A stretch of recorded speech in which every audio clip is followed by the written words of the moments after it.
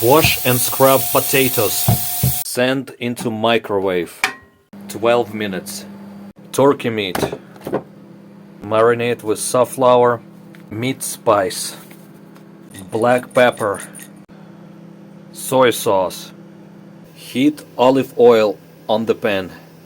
Pan is really hot. Add the turkey.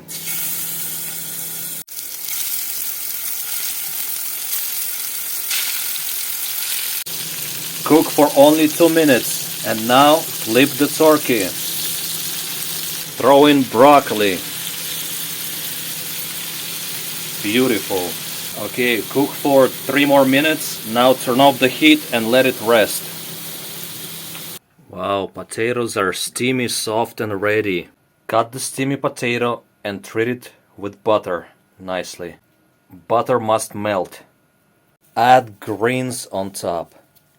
Add a little mustard on top. Okay, now serve the turkey over potato. Alright, look at this beautiful, simple and delicious turkey dinner over baked potato with some broccoli and sea cabbage. Like, share and subscribe, my friends.